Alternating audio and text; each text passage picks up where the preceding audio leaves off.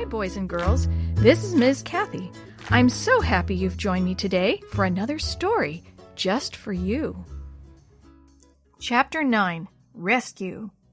It's a funny thing about darkness, DeeDee thought. When it's really dark, your eyes slowly get better and better at seeing with very little light. Right now, I am very glad that the moon is shining in through the attic window like a pale yellow flashlight beam. DeeDee stood still for a long time after she broke her flashlight. First, it was because she was too scared to move. The darkness made the little noises around her more frightening. Every creak, squeak, or scratch made her wonder what or who had made it. After a few minutes, her heart stopped racing, and she was able to think more clearly. As her eyes adjusted to the darkness, she saw something that made her want to kick herself. In the very center of the room was a ladder. The ladder was folded up into 3 sections. She had missed it before. As DeeDee looked at it, she realized that the ladder was attached to a trap door. All I have to do, she decided, is push the trap door down and the ladder will unfold. DeeDee was tired of the attic. I need to rescue Jenny in the basement, she announced out loud. She walked over to the folded ladder and trap door and pushed down on it. Nothing happened. She looked at the trap door in the pale moonlight. Why won't it go down? She couldn't see any reason why it wouldn't. Maybe it just takes more weight to push it open, she thought out loud. She carefully stepped on the edge of the trap door. It still refused to move. She put both feet on it. Nothing. She hopped up and down. Why won't this trap door open? She looked around the attic. If I could find something else to stack up here, that might make it heavy enough to push open. She snapped her fingers. Captain Morgan's chest! If I drag it over here and set it on the trap door, maybe it will add enough weight to open the trap door. She crept through the dark and grabbed the heavy chest by a leather strap that still hung from one side. She pulled. The chest moved a little toward her. She pulled again. It slid a little farther. She grabbed the leather handle with both hands and pulled. The strap came off in her hands and she fell backward. This trunk is not going to get the better of me, she said out loud. She stepped behind the chest and gave it a shove toward the trap door. Captain Morgan was a tough person, and so am I. I am getting out of here. 10 sweating minutes later, DeeDee lifted the edge of the chest onto the trap door. She gave it a push until the heavy trunk sat on top of the folded ladder. She paused. It's not opening, DeeDee muttered. What is wrong with this door? Then DeeDee noticed the metal latch that held the trap door shut. What's wrong with me? She asked out loud. Then she reached down and slid the brass latch to one side. Boom! The trap door swung down. The ladder folded out, and Captain Morgan's trunk fell 8 feet to the floor below. The noise was as loud as a thunderstorm. Yes, DeeDee said. I opened it. What in the world is going on here? A voice asked from the floor below her. DeeDee looked down to see her mother wrapped in her robe staring up at her. Now that she wasn't scared anymore, Jenny was getting bored. For all I know, DeeDee went back to bed and everyone else is still asleep. Then she heard a noise behind her. Keys jingled outside the double doors at the top of the stairs. Then one key was inserted into the padlock and it clicked open. A blast of cold air came in as the double doors pulled back. DeeDee! Mrs. Adams! Am I glad to see you?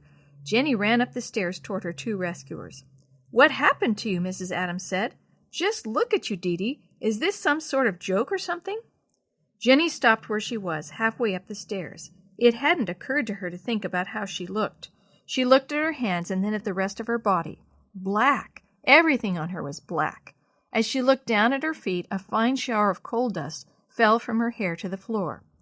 DeeDee started to laugh. If I didn't know who you were, I wouldn't know who you were, she said. Jenny laughed too. Are you all right? Mrs. Adams finally asked. She stepped down and pulled a tissue out of her robe pocket. She brushed Jenny's face with it. Jenny immediately realized that her face was covered with black coal dust. Ugh, she said, as Mrs. Adams kept wiping her face. Did you find anything up there? She asked DeeDee. DeeDee grinned in response, reached into her pocket, and pulled out something. She handed Jenny's new watch to her. Now I know why you don't like rats, DeeDee said. Jenny's mouth fell open. A rat had my watch? It must have been a pack rat, Mrs. Adams said. They collect things, especially shiny things. Could that rat have stolen the family treasure? The Bible, I mean? DeeDee asked. No, the Bible would have been too heavy and too large, Mrs. Adams said. It possibly could have taken a page or 2 at a time, or chewed it to pieces. We weren't away long enough for it to have chewed the Bible up, or stolen it a page at a time, DeeDee said. I think I know where the Bible is, Jenny said, but first I want to introduce you two to someone. She took the tissue and wiped her hands with it as she walked down the stairs. DeeDee and Mrs. Adams followed her across the concrete floor to the corner where the boards had been torn away. DeeDee, Mrs. Adams, meet Henry. Jenny held the boards back so DeeDee and her mom could see the black antique car that stood behind the board curtain. It's a Model T Ford, Mrs. Adams said in surprise. Girls, this was one of the first automobiles made in this country. She looked back at the old car. This thing is ancient. Mrs. Adams looked at Jenny. But how did you know this car was called Henry?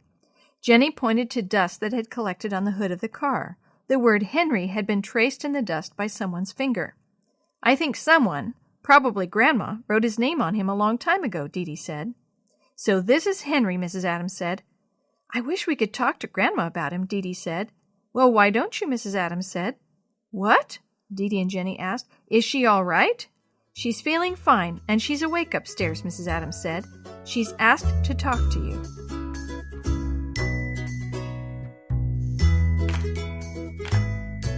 The story you have heard today is a chapter of The Shoebox Kids, Book 7, The Clue in the Secret Passage, written by Glenn Robinson, edited and created by Jerry D. Thomas, and used with permission from the Pacific Press Publishing Association.